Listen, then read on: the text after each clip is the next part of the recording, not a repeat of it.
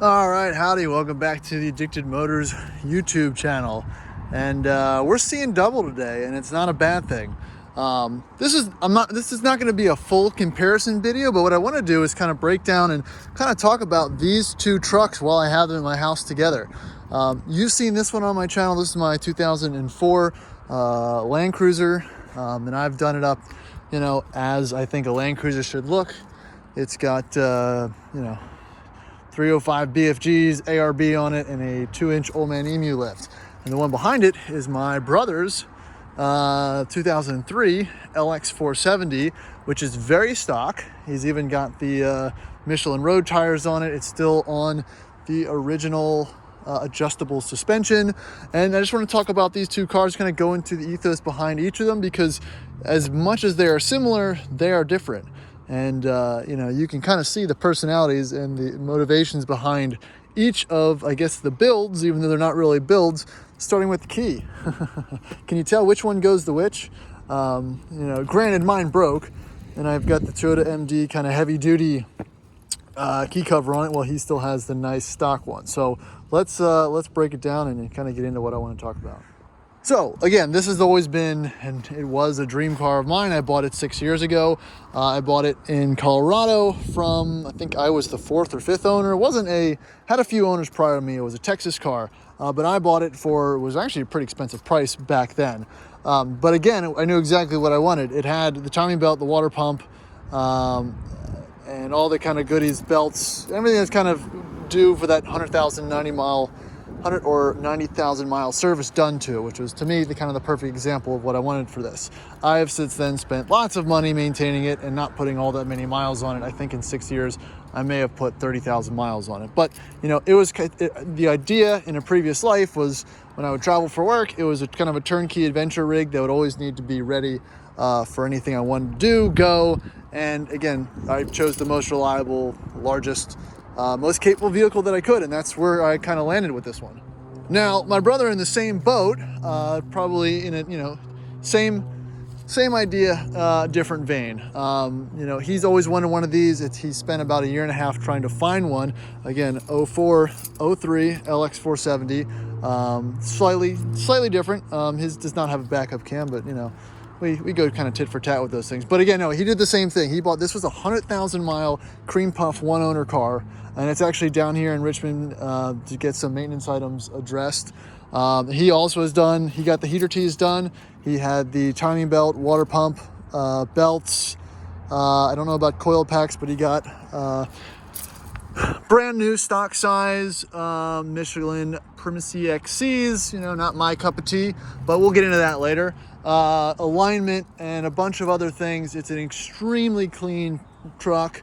Again, 100,000 miles, beautiful white paint. And this is not a color scheme or a model that I think I would have gone for initially. And that's kind of why I wanted to make this video, that the LX has kind of grown on me, just because it is an absolute joy to experience a well-maintained, low-mileage version of an LX470 on the adjustable suspension in stock form. It absolutely rides amazingly nice, and actually he just had the front brakes done on this one as well. So I kind of want to do, again, a walk around, kind of show you the condition of it, and just kind of compare the two experiences, because even though they are very similar, they're very much the same. All right, so LX, he's even got the running boards off, which, my always opinion is, let's throw those away immediately, get more ground clearance. But, the fact of having a step there isn't bad.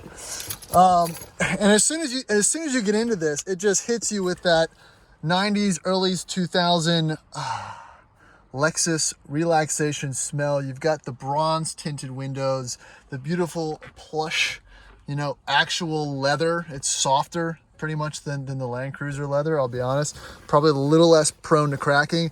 Same dash infotainment setup. The LX has a slightly different kind of tape center. I actually prefer the Land Cruisers. It looks a little more modular. Again, you've got the height control adjustable suspension, which as everyone says, and I found in other videos, obviously does not work with the door open. So nothing to mess with there. You've got the hidden type gauges that are they're not visible until they're backlit when you turn the car on. And again, full leather back seat, blah blah blah, period, DVD player. I have the same thing in mind. But you know, wood grain steering wheel, you know, always a little bit different. His adjustability works a little better than mine, but you know, everything's it's just slightly different. I've got some cheap stick-on wood trim that came with mine that I'd love to peel off, just haven't had the balls to do it yet. But again, at least from the inside, very similar, but again, it smells different, it feels different, even though it's pretty much the same. Other small differences being, you know, the memory seats, and some other little things here and there. So let's pop the hood as well. All right, so hood popped. Again, his shield's in a lot better condition than mine is, but yeah, no, again, recently serviced, super clean on the inside here. He did get the heater tees upgraded to the metal models, which is great. It makes, again, it's just that little peace of mind. But again, everything is visually sound and good to go in here. Nothing really write home about. He did have the frame sandblasted, and it still needs a little bit of treatment. I wouldn't say it's overly rusty at all. Just, you know, a little bit of Northeast schmoo on there. Again, that all can be treated. But just overall in really, really great condition. You know, this video might not be for everybody. I'm kind of going on about it, but you know, I like to kind of see things that are in really great condition and appreciate it. So I hope that some people might also like that. So let's take it on the road and see what it's like to experience one of these. All right. So let's go. And all the gauges have lit up nicely. You know, these V8 4Runner Land Cruiser LX starters, you know, it's kind of automatic. You just twist the key lightly and it does it. You don't hold it or do anything above and beyond that. The odometer is reading just over 107,000 miles. It's a baby. Throw it in reverse, the mirrors automatically tilt down. Very little noise from the outside as we take off here. Now, I was playing with the suspension a little while ago just to see, you know, what the differences were, and I mentioned this in the black LX470, the modded LX470 with the ARB on it and everything that I reviewed on the channel and sold a few months ago. But I've not driven this car, and that one had some, you know, it had old tires and whatnot. But this, again, new brakes, new tires, fresh alignment, air suspension. Now let me put this into comfort mode, and it immediately changes, you know, all the inputs. And it's just such a total package, and it's so rare to find one of these in, you know, completely stock form that has all the things that you'd want done. I mean, that's the thing, you know, it's people, obviously you don't want to put work into a car to exceed what the inherent value is, but the inherent value of a Land Cruiser and LX, it's really determined by the market, and the market keeps going up, so it's all worth it. And there's nothing really new besides another Land Cruiser that drives like this these days. It really does just waft along, and that's obviously a cliche in some sense, but it's worth it. I mean, it's got, the gauges are clear, concise. I mean, there's the font for everything but the Speedo is slightly different in the Lexus too. Just kind of the way they're backlit and everything in white. It's just it's all a little bit different. But obviously no real creaks or rattles. You know, even the gas mileage with stock tires and the air ride, you're riding at slightly a lower level. You don't have the big ARB on it. You're getting better gas mileage too, which is a, you know, it's a factor that really, you know, lets you, you know, feel a little less bad driving it. You're not getting 9 miles a gallon like I do. I think he averages about 17 on the highway when he wants to. I don't think it gets much better than that in a massive beast like this. But you know, it's not all bad if you drive it correctly. So again, I know I'm droning on a little bit, but I think this car is pretty relevant. and I am excited to have it for a little bit. He brought it down here to Sports Car Workshops to get some service done on it, because it's just kind of getting harder to find shops you can trust with stuff like this and aren't going to cut corners. So that's why he brought the W126 300 SE down here as well for them to work on. So it's having someone that can work on stuff like this and stuff like the W126 and some of my other cars, not to change gear a little bit, that you can trust, really helps your ownership experience. And really, I've had so many people come and ask me, where do I get my stuff maintained? I'm worried about buying this because I don't know who's going to work on it. And I don't really have that problem. So, little things like that kind of make those decisions easier. And it's crazy that this is now a 20-year-old car, and it feels brand new, But yeah, I'm not going to do anything too exciting with it. It's a Lexus. It's boring, but it's wonderfully boring. Again, it's got just enough power for what you need.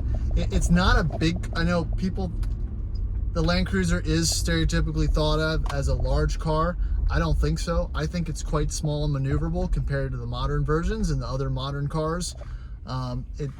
It doesn't have a very long wheelbase. I feel like it fits easily in parking spots. You have amazing visibility. There's just really not a whole lot of downsides besides the fuel mileage. And it's just a pretty versatile platform. And it's tough in a market like this. He can sell it for almost double or triple for what he bought it for, but then you won't be able to find another one. So, it's tough. It's tough making those decisions these days. So, you never know what's going to change, but right now with the market, anything like this, you kind of end up holding on to. All right, so I'm just going to go into the height control real quick. So again, here's your adjustments for, comfort settings. Usually even in the middle, I put it in sport, which doesn't make it really sporty. It's just, stiffens things up a little bit, a little less wafty, just depending on your road conditions. They're kind of shitty here in Richmond, so that's kind of why I was even looking at that.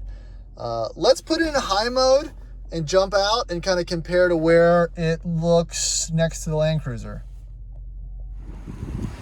All right, so we should have it all the way raised up, and it is pretty comparable. I've got a little bit of dung beetle rake in mine due to the ARB.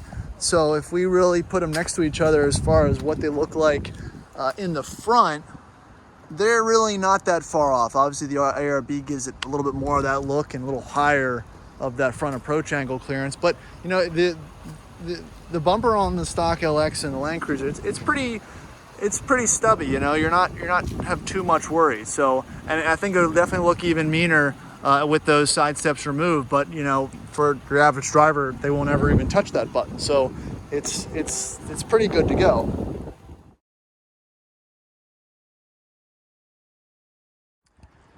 So yeah, that's the ride height and whatnot. So again, while I wrap this one up, I'll just kind of do a quick inside shot of mine. Again, I've got got some kind of decent waterproof seat covers on it. I prefer the darker interior, honestly, but you can see where things are similar and where things are slightly different. 142,000 miles, a little less miles than I remembered. It's pretty dirty in there right now, but you get the idea. Different strokes for different folks.